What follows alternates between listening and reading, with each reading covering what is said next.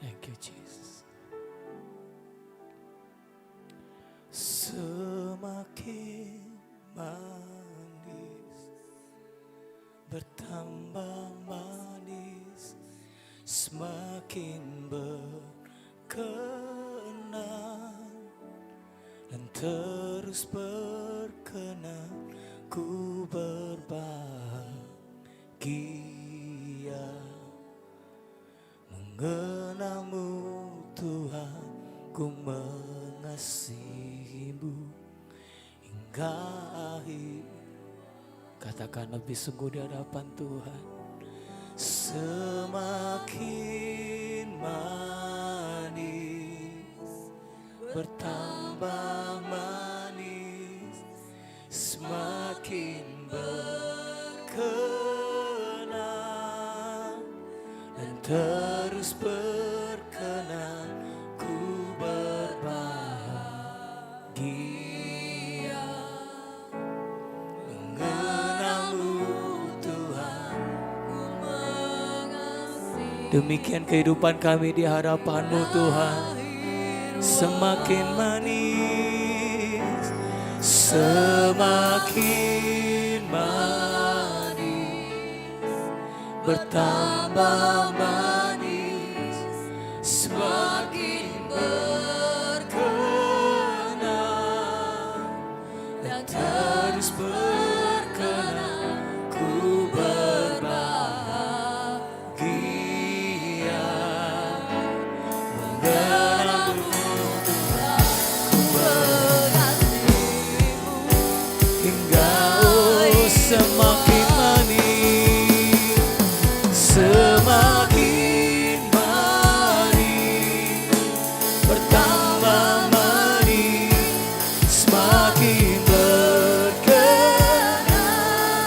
dan terus berkenan ku berbahagia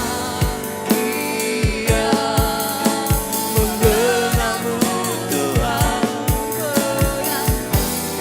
Oh, sekali lagi ras, kenapa dikatakan semakin manis,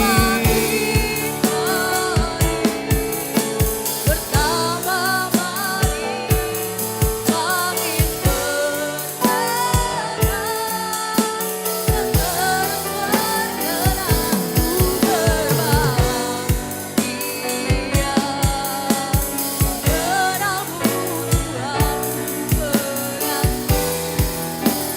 hingga saudara sendiri katakan di hadapan Tuhan, semakin manis, semakin manis, bertambah. Demikian kehidupan kami di hadapan-Mu Tuhan.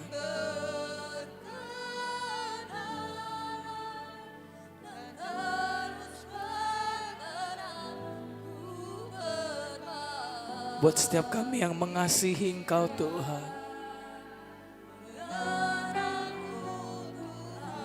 ku mengasihi hingga ku berbahagia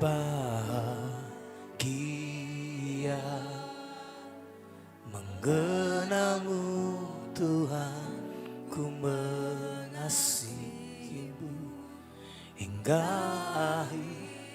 Kami mau berbahagia penuh di hadapan-Mu, dan itu hanya kami dapatkan ketika kami mengenal Engkau dengan benar. Ku mengasihimu hingga akhir waktu.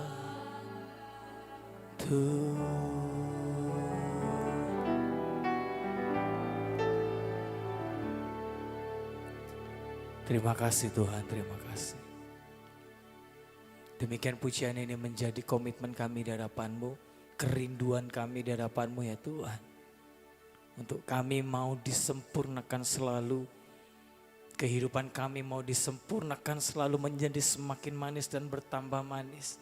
Agar perkenanan demi perkenanan Tuhan terus Kau tambah-tambahkan dan nyatakan dalam kehidupan kami ya Tuhan.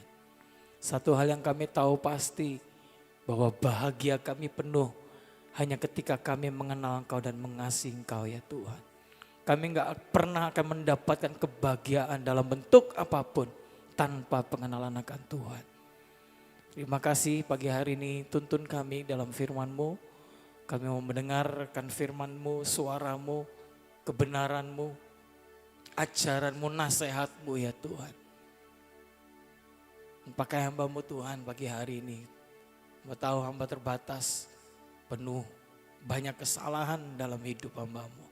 Tapi hamba tahu bahwa Tuhan, Kau terus dan terus bahkan Kau tidak pernah berhenti untuk Kau nyatakan kasih dan kebaikan-Mu, bahkan menyempurnakan kehidupan hamba-Mu. Sembunyikan hamba-Mu saat ini balik salib Kristus yang terus dan terus menyatakan pribadinya dalam kehidupan kami semua. Terima kasih Bapak, di dalam nama Tuhan Yesus kami sambut kebenaran firman Tuhan pagi hari ini. Haleluya. Amin. Silakan duduk Bapak Ibu Saudara. Shalom. Minggu keempat bulan Agustus, tanpa terasa kita sudah melewati banyak minggu demi minggu, bulan demi bulan, hingga mendekati akhir tahun Bapak Ibu Saudara ya. Dan di bulan ini kita terus dan terus mau belajar bahwa kita mau hidup di dalam kesalehan, ya, walking in godliness. Hidup saleh dari minggu pertama sampai minggu kemarin kita sudah diajarkan bagaimana sesungguhnya kita sebagai orang Kristen itu harus hidup saleh. Hidup saleh bukan hidup baik Bapak Ibu ya, karena saya sudah jelaskan bahwa antara kebajikan dan kesalehan itu berbeda. Kesalehan itu kita bangun di dalam pengenalan akan Tuhan. Tapi kalau kebaikan atau kebajikan itu kita lakukan usaha kita kepada sesama kita. Amin. Jadi kesalehan itu enggak ada urusannya dengan kebaikan. Tapi kalau kita hidup saleh pasti kebaikan Tuhan akan ada dalam kita dan kita pasti akan berbuat baik. Amin. Jadi kesalehan itu adalah sesuatu yang bergerak dari dalam keluar.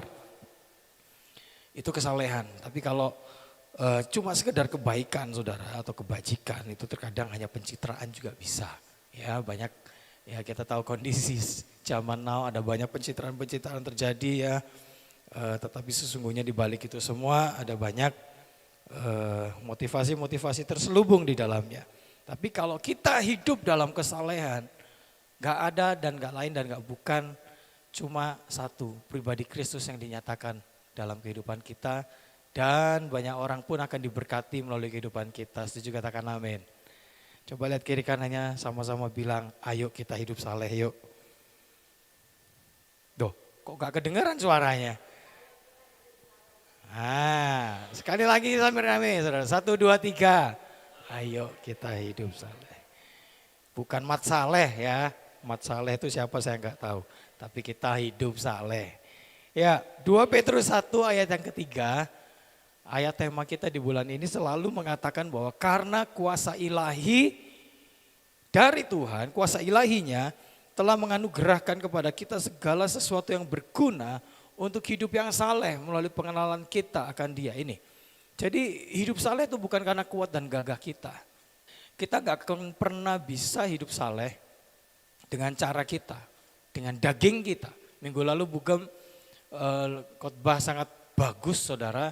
Kalau saudara belum mengikuti, tonton di YouTube-nya khotbah minggu lalu, kayaknya sudah beredar ya di sosmed dan sebagainya.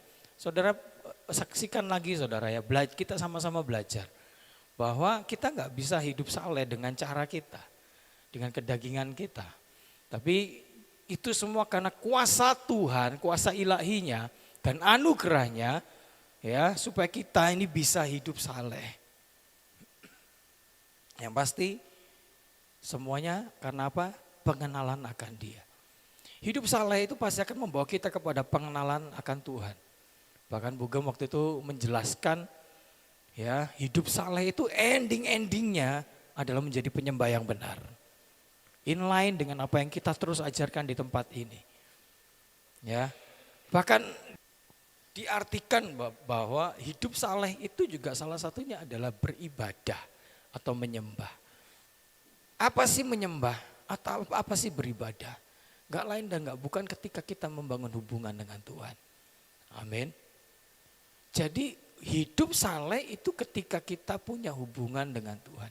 Ketika kita punya pengenalan akan Tuhan, baru kita bisa hidup saleh. Kalau kita tidak punya hubungan dengan Tuhan, tidak mengenal Dia, bagaimana kita bisa hidup saleh? Apa yang kita munculkan pasti akan berbanding gak imbang, Bapak Saudara. Ya, gitu. Jadi kita mesti jelas bahwa itu semua karena pengenalan kita akan Tuhan yang telah memanggil kita oleh kemuliaan dan kuasa-Nya. Tuhan akan memperlengkapi kita ya dengan kemuliaan dan kuasa. Markus pasal yang terakhir dikatakan apa? Tanda-tanda ini akan menyertai setiap orang percaya. Jadi kita ini semua orang-orang percaya. Haleluya. Orang-orang percaya itu disertai dengan tanda-tanda dari Tuhan. Ada kuasa, bahkan kemuliaan Tuhan dinyatakan atas kehidupan kita. Jadi jangan khawatir, jangan takut, jangan merasa rendah diri Bapak Ibu Saudara. Bahwa aku gak bisa, aku gak. Tapi kita semua diperlengkapi sama Tuhan. Dengan kemuliaan dan kuasa-Nya. Dan pengenalan kita akan Tuhan itu akan membuat kita, ya, baik manusia rohani maupun manusia jasmani kita akan menjadi kuat di dalam Tuhan. Saya bilang tantangan itu pasti ada, permasalahan itu pasti ada. Manusia mana sih yang nggak punya permasalahan? Ada, bahkan anak kecil pun punya masalah. Ya, semua orang punya masalah, semua orang punya tantangan, semua orang punya jalannya masing-masing, prosesnya masing-masing. Ya, tetapi bagaimana yuk kita mau melewati segala sesuatu itu bersama dengan Tuhan. Ya, pengenalan akan Tuhan akan membuat kita kuat. Pengenalan akan Tuhan akan membuat kita manusia rohani kita menjadi kuat. Ya. Tekanan ada, gelombang ada, tetapi bukan kita menjadi terlena, bahkan hanyut, bahkan hancur. Tetapi kita akan sama seperti Yesus, kita akan berjalan di atas gelombang. Amin. Tuhan Yesus gak berjalan di atas air Bapak Ibu. Ya betul itu air, tapi airnya lebih eksplisit lagi dong. Di atas gelombang badai. Tuhan Yesus berjalan di atasnya. Itu mengajarkan kita untuk apa? Percaya bahwa kita pun, ya, manusia siapa atau murid Yesus siapa yang bisa berjalan di atas gelombang pada saat itu? Siapa? Hah? Paulus. Paulus belum ada. Petrus, Bapak Ibu. Petrus satu-satunya murid Yesus yang berhasil jalan di atas gelombang yang sama dengan Yesus. Tetapi kecenderungan manusia kan merasakan angin. Wih, iyakah? Bujur kan nih? Gitu. Akhirnya kita mulai ragu, mulai bimbang. And suddenly dia tenggelam. Ya. Nah, tapi ayo kita sama-sama belajar bahwa itu bukan perkara yang mustahil. Bukan perkara yang tidak mungkin buat Tuhan. Amin. Tidak ada perkara yang tidak mungkin bagi Tuhan. Semuanya mungkin. Ya, jadi ayo sama-sama kita belajar untuk kita percaya sama Tuhan, membangun iman, membangun pengenalan kita akan Tuhan. Itu lebih dari segalanya. Haleluya. Nah, untuk menjadi saleh tidak bisa dengan kekuatan kita sendiri. Tapi kita perlu pertolongan dari Roh Kudus. Makanya itu dikatakan hidup saleh itu adalah hubungan. Hubungan dengan Roh Kudus, hubungan dengan Tuhan. Bukan cuma seminggu sekali, sebulan sekali. Tetapi setiap hari, setiap saat. Makanya minggu lalu Bugem juga bilang, gak ada cara lain. There is no other way. Gak ada cara lain. Selain kita membangun hubungan dengan Tuhan setiap saat.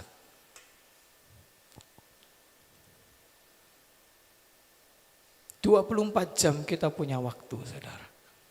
Ya, atur waktu yang terbaik. Bagaimana kita bisa punya hubungan dengan Tuhan. Yang Tuhan Yesus ajarkan baik adanya, pagi-pagi benar.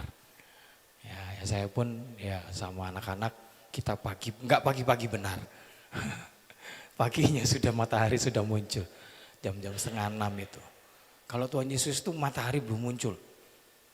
Ya, ada satu cerita ketika Tuhan Yesus mengajak 3 orang murid yang dikasihinya untuk menemani dia berdoa di atas bukit. Tahu cerita ini ya? Siapa nama muridnya? Ketiga murid Yesus yang diajak siapa? Loh, gak ada yang tahu. Yakobus, Petrus dan Yohanes. Ini 3 orang murid Yesus yang dikasih. Murid yang dikasih Yesus. Akhirnya terceletuklah, gitu kan. Tuhan Yesus berdoa, 1 jam kemudian Tuhan Yesus datang ke muridnya. Dan didapati muridnya sedang tidur. Gitu. Terus Yesus bilang, loh gak bisakah kamu berjaga-jaga? Ayo ikut doa sama aku lah. Gitu. Waduh iya Tuhan, kami lelah. Sehingga cerita Tuhan Yesus berdoa lagi. 1 jam kemudian balik lagi Tuhan Yesus dan didapati muridnya tidur lagi saudara. Sampai yang ketiga kali baru Tuhan Yesus bilang ini, gak bisakah kamu berjaga-jaga sama aku bareng 1 jam aja. Ini loh, akhirnya kita ambil waktu lah. Kalau Tuhan Yesus bilang bareng 1 jam aja. Ayo 24 jam. Kita ambil waktu 1 jam aja buat Tuhan. Setiap hari. Nanti saya akan jelaskan. Ini kerinduan Tuhan. Kerinduan Yesus itu bukan cuma sekedar kalau Yesus ngomong dengan perintah. Kamu harus doa 1 jam per hari ya. Baru kita mau jalankan. Enggak saudara. Kalau orang Jawa ngomong tuh gumune Yesus itu loh. Ya ini. Enggak bisa kamu bareng aku doa bareng 1 jam aja. Itu gumun saudara. Bahasa Jawa. Ya. Ayolah. Gitu. 1 jam aja. Coba bilang kiri kanan. 1 jam aja.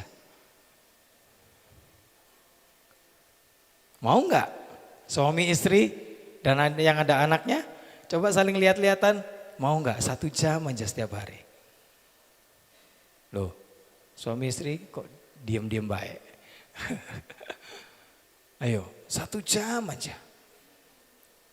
Sembah Tuhan, doa, renungkan firman Tuhan. 1 jam aja. Gak berasa waktu saudara.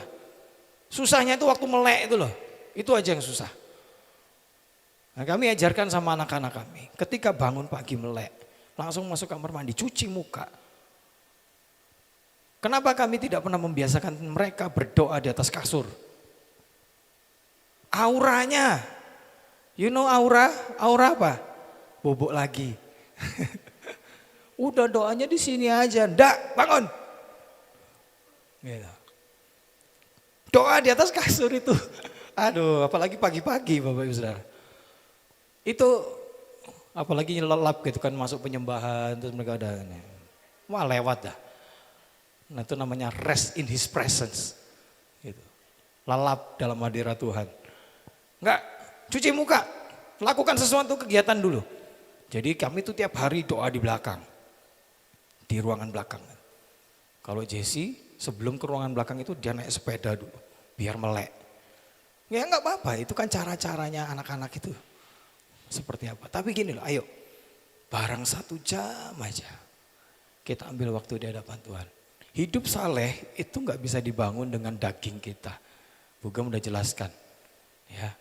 Keinginan daging itu kecenderungannya adalah untuk melawan segala hal yang berbau rohani. Udah. Berbau rohani itu apa? Doa, ibadah, baca Alkitab, nyembah Tuhan. Itu perkara rohani saudara. Dan daging kita akan berusaha untuk enggak lakukan itu.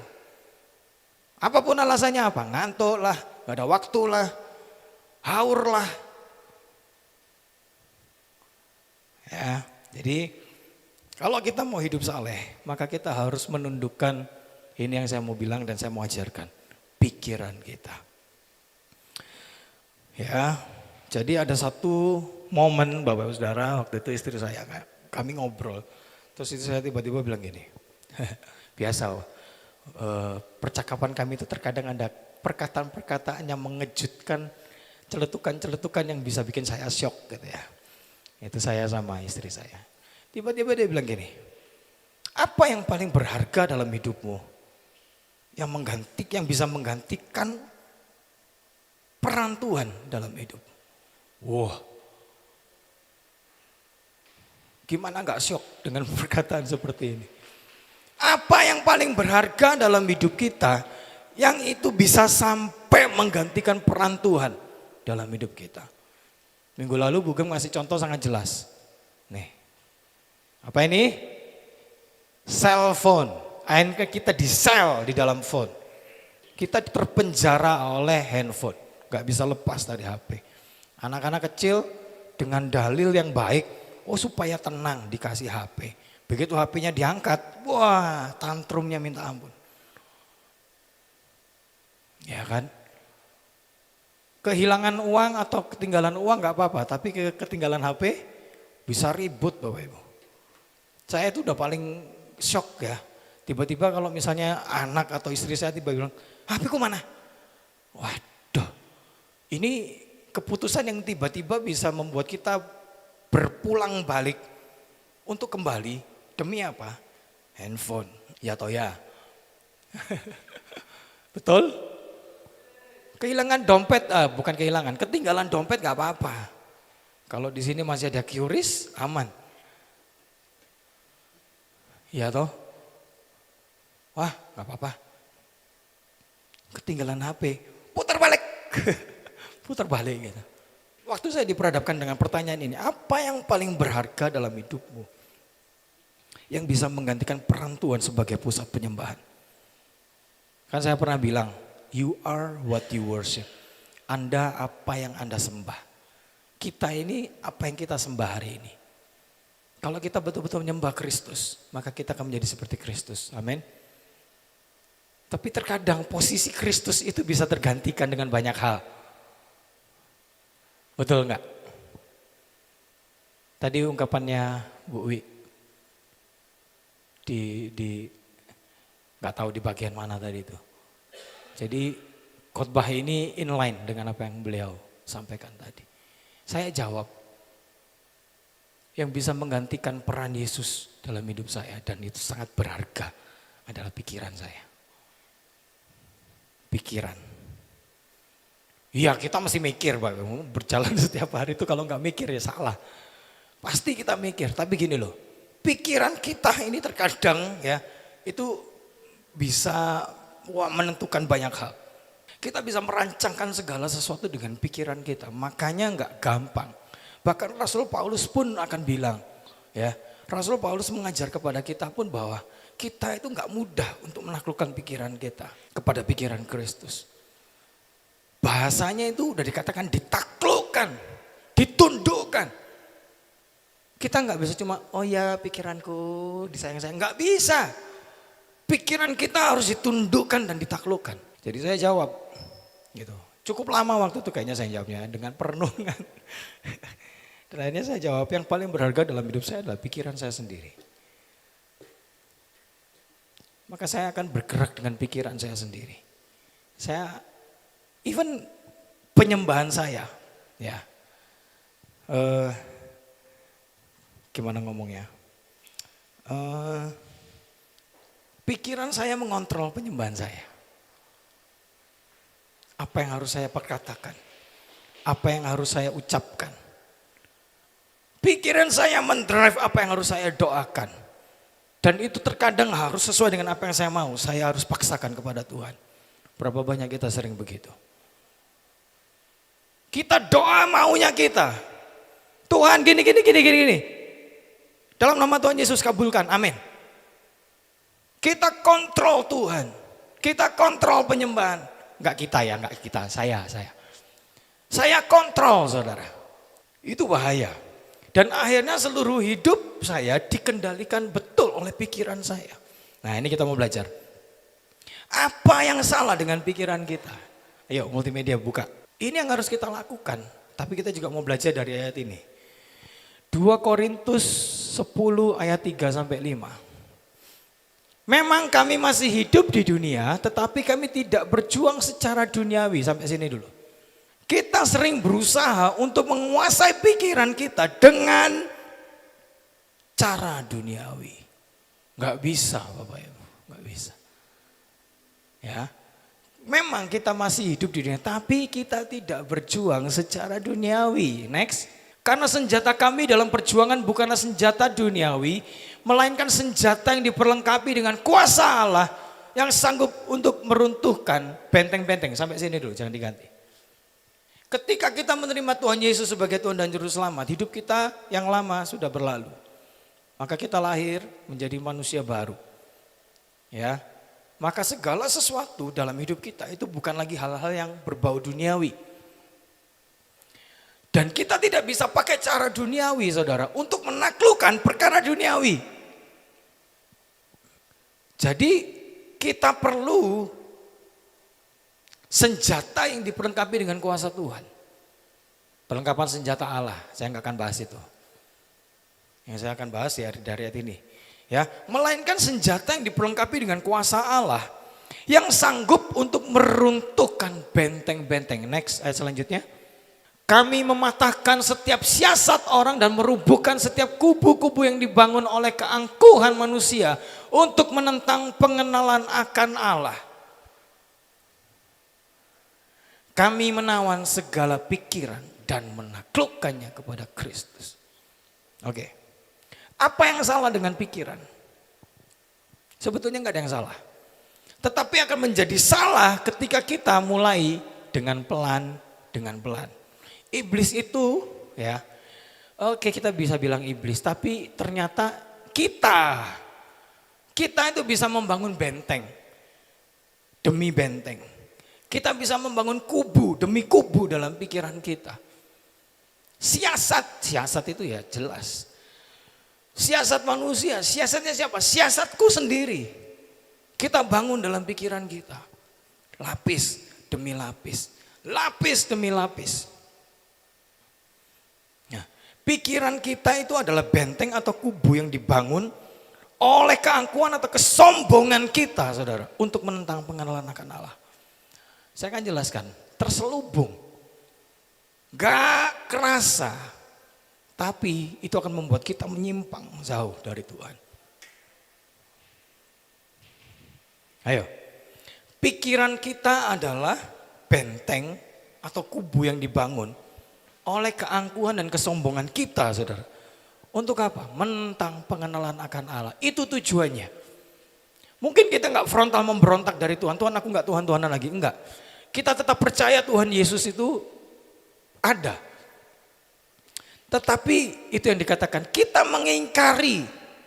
Kita mengingkari Bapak Ibu. Kita percaya kuasa Tuhan tapi kita yang kontrol Tuhan. Kita percaya mujizat Tuhan tapi kita yang kontrol mujizat Tuhan. Wah itu pikiran kita. Keangkuhan pikiran kita. Nih saya perjelas.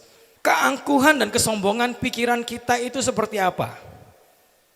Nah, yang pertama, kita akan selalu merasa baik-baik saja. Gimana kabarnya? Baik, puji Tuhan, luar biasa. Papa Roni saya telepon, piye Sam? Aman. Ucapan yang normal. Woi, kita katakan. Tapi ketika kita diperhadapkan benar-benar dalam satu perenungan yang dalam, Bapak Ibu Saudara, sesungguhnya kita enggak dalam posisi yang baik-baik saja. Baik, puji Tuhan. Tapi kita sedang jauh dari Tuhan. Kenapa kita bisa jauh dari Tuhan? Yang kedua, kesombongan kita mengatakan kita enggak ada masalah kok sama Tuhan. Benar enggak?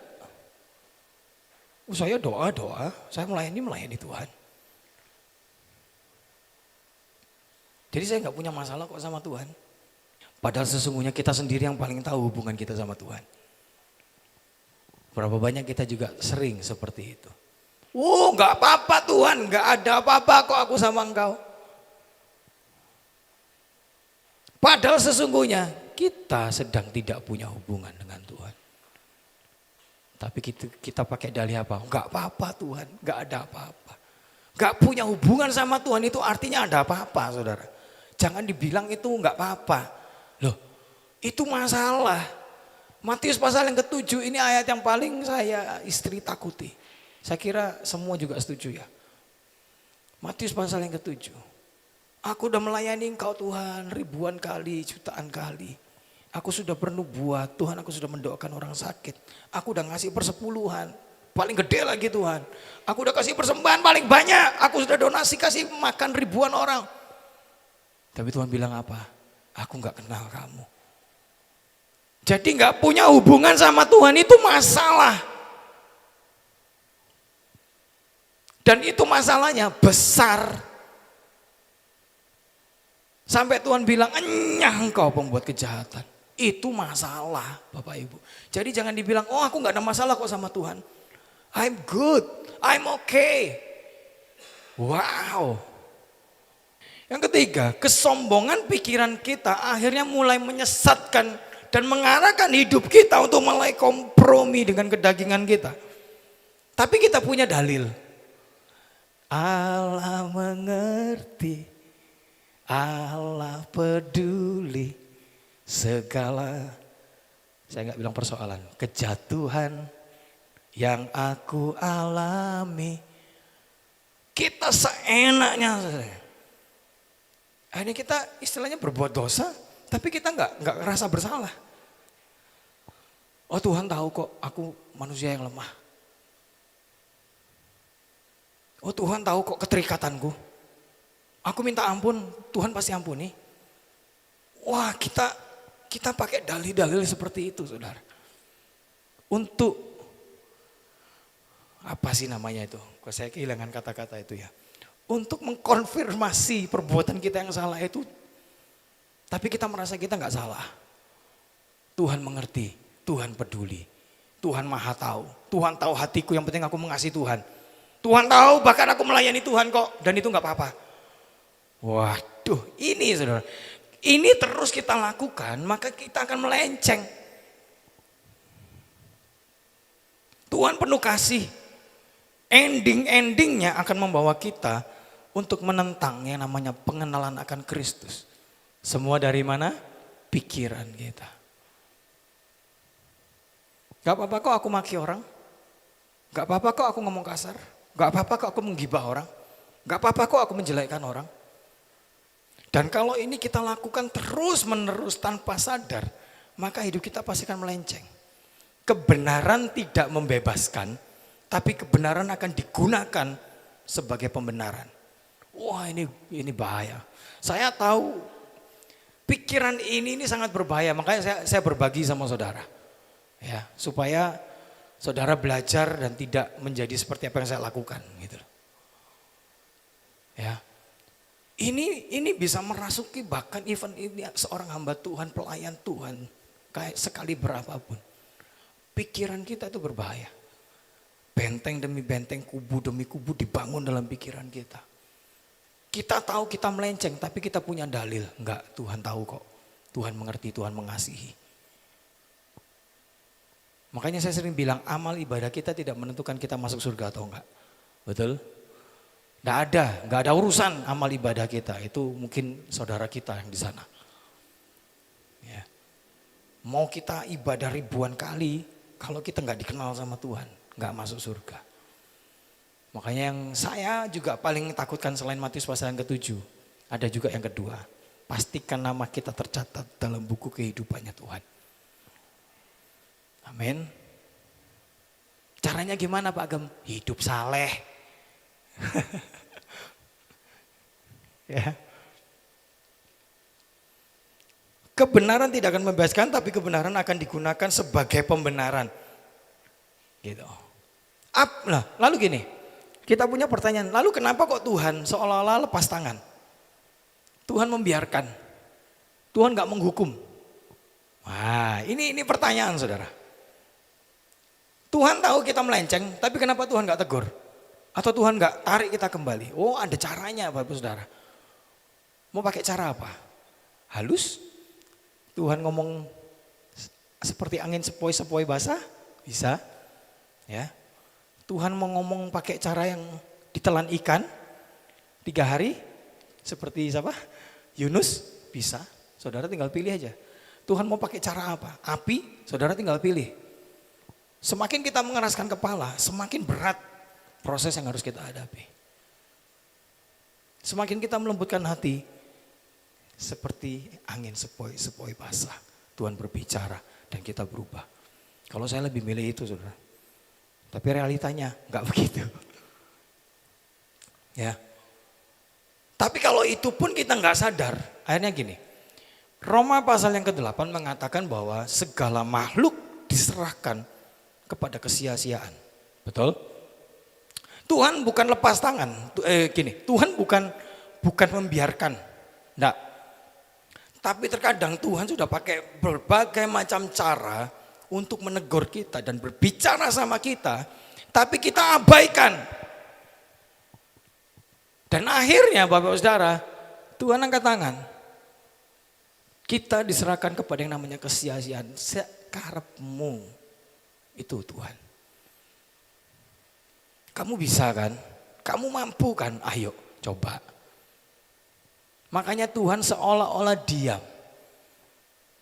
Tuhan seolah-olah seperti membiarkan kita melakukan segala itu. Ya. Tuhan menyerahkan kita kepada kesia-siaan. Tuhan berdiam diri dan membiarkan kita berjalan sendiri. Menanti sampai kita kembali sama Tuhan. Seperti apa? Perumpamaan anak yang hilang. Begitu sudah kepentok baru ingat Tuhan. Oh iya ya, aku punya bapak. Bapakku tuh kaya raya. Bapakku tuh pemilik segalanya. Baru ingat punya bapak. Baru ingat punya Tuhan. Oh iya ya, Tuhanku tuh kan pencipta segalanya. Baru ingat.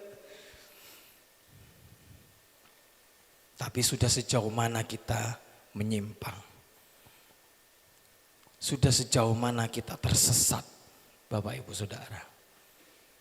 Ya, oleh karena itu jangan sampai tersesat.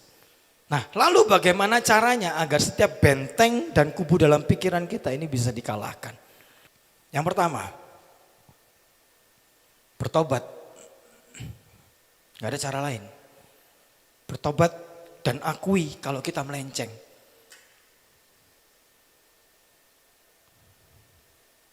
Saya waktu lakukan ini Bapak Ibu Saudara, saya sampai geli sendiri saya bertobat itu.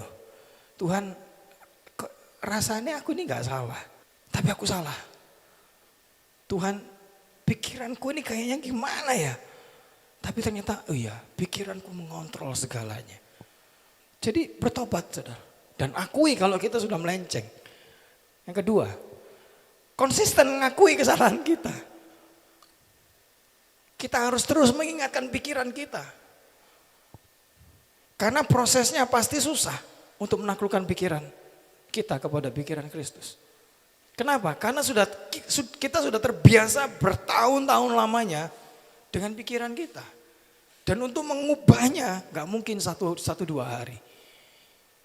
Jadi konsisten aja mengakui kesalahan kita. Amin. Yang ketiga, minta kuasa Roh Kudus dari ayat yang tadi ya. Minta kuasa Roh Kudus untuk sama-sama sepakat. Saya dengan Roh Kudus untuk apa? Meruntuhkan benteng atau kubu atau siasat pikiran kita yang membawa kita kepada penentangan pada pengenalan akan Allah. Ini, menentang pengenalan akan Allah itu bukan kita memberontak seperti yang saya bilang. Enggak. Tetapi ketika kita enggak apa-apa kok Tuhan. Itu menentang pengenalan akan Allah. Enggak apa-apa. Aku lakukan ini, enggak apa-apa. Wah, saudara. Terus kita bikin, enggak apa-apa. Tuhan juga tahu kok. Oh itu penentangan akan pengenalan akan Allah. Kompromi saudara, itu adalah penentangan pengenalan akan Allah. Jadi minta kuasa Roh Kudus untuk meruntuhkan benteng atau kubu atau siasat pikiran kita yang membawa kita kepada penentangan akan pengenalan akan Kristus. Yang keempat, taklukkan pikiran kita kepada Kristus. Tundukkan, taklukkan, yang artinya kita harus hidup dalam pikiran dan kehendak Kristus. Jadi caranya ya hidup dalam pikiran dan kehendak Kristus. Kehendak Kristus apa? Hidup saleh. Kehendak Kristus apa? Jadi penyembah yang benar. Kehendak Kristus apa? Senangkan hati Tuhan. Kehendak Kristus apa? Kita punya hubungan dengan Tuhan. Kehendak Kristus apa?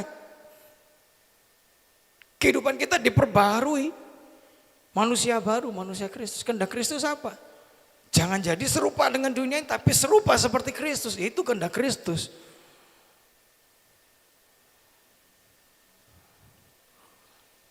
Caranya bagaimana? Saya mikir Bapak Saudara, saya mikir supaya ini bukan cuma jadi kesaksian saya pribadi. Satu, caranya. Saudara boleh dengar, boleh catat, boleh nonton YouTube-nya lagi nanti, gak apa-apa. Supaya YouTube-nya juga banyak viewersnya ya.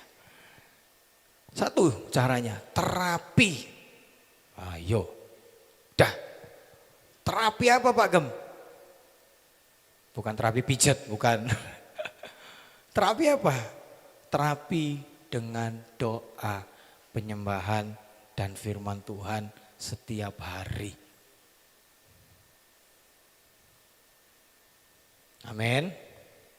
1 Timotius 4 ayat 8 bilang gini kan, latihan badani terbatas gunanya. Tetapi ibadah itu berguna dalam segala hal karena mengandung janji baik untuk hidup ini maupun hidup yang akan datang. Saudara mau latih hidup saudara untuk beribadah enggak? Ibadah itu bukan dibilang ke gereja, bukan ya bisa salah satunya lah. Tapi ibadah, hidup saleh itu loh ibadah. Ya, kita harus melatih. Salah satunya hubungan dengan Tuhan dibangun lewat apa? Terapi. Kitab Mazmur itu terapinya Daud, Bapak Ibu. Jangan dibilang, iya kitab Mazmur indah ya, indah. Prosesnya buat Daud itu enggak indah. Di tengah dia mau dibunuh, dia duduk di dalam gua. Lalu dia merenungkan perkataan-perkataan Tuhan. Betapa engkau adalah seorang gembala yang baik. Engkau membandingkan aku. Itu terapinya Daud. Buat saya percaya gini, apalagi para pria ya. Para pria itu adalah manusia-manusia yang selalu kuat dalam area pikiran gitu. Mungkin maksudnya baik tetapi caranya salah gitu.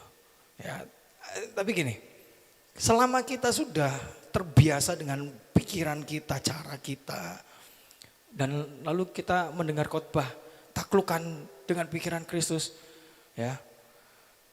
Gak ada cara lain Bapak Saudara. Yang harus kita lakukan adalah terapi dengan doa, penyembahan dan firman Tuhan. Amin. Yang kedua, latih pikiran kita untuk selalu tanya sama pikiran Kristus. Prakteknya gak gampang. Kita udah tanya Tuhan, gimana Tuhan? Wah, so imut gitu kan sama Tuhan. Kira-kira gimana Tuhan kalau aku lakukan ini? Ditunggu 5 menit, tunggu 10 menit kok gak ada jawaban. Gitu. Lalu pikiran kita mulai berjalan lagi. Kayaknya ini deh, kayaknya ini. Kalau aku buka Alkitab jebret, ayat yang aku baca pertama itu Tuhan. Itu cara kita Bapak Saudara, itu bukan cara Tuhan. Ya. Kalau gak ada jawaban jangan menyerah, tanya lagi, tanya lagi. Kalau sampai gak ada jawaban pun, itu juga jawaban Tuhan. Amin. Jadi jangan maksa Tuhan pokoknya gitu loh. Yang ketiga, kalau sampai gak ada jawaban juga, konsultasikan dengan mentor saudara. Agar Bapak Ibu Saudara dapat bimbingan dan tuntunan. Makanya milikilah orang-orang di sekitar saudara yang bisa saudara ajak bicara. Harus anak Tuhan ya. Harus yang punya kerohanian yang lebih dari saudara. Supaya saudara bisa dibimbing dan dituntun. Amin. Yang terakhir, ulangi lagi. Ulangi terus sampai kita menjadi terbiasa. Apa itu? Terapi doa, firman, dan penyembahan. Latih pikiran kita untuk selalu tanya sama Tuhan. Kalau nggak ada jawaban lagi, konsultasikan dengan mentor kita. Terakhir lagi apa? Ulangi lagi, ulangi lagi, ulangi lagi. Gak ada cara lain. Yang terakhir Bapak Saudara, jangan takut salah dalam melakukan kebenaran. Tapi takutlah kalau Anda melakukan kesalahan. Ya, tapi untuk melakukan kebenaran jangan takut salah. Karena Tuhan selalu di pihak kita. Selama kita lakukan kebenaran. Kalau Anda kompromi sama dengan dosa, Tuhan gak akan ada sama kita. Tuhan gak bela kita. Tuhan gak ada di pihak kita. Ya, jadi jangan takut salah, tanya Tuhan.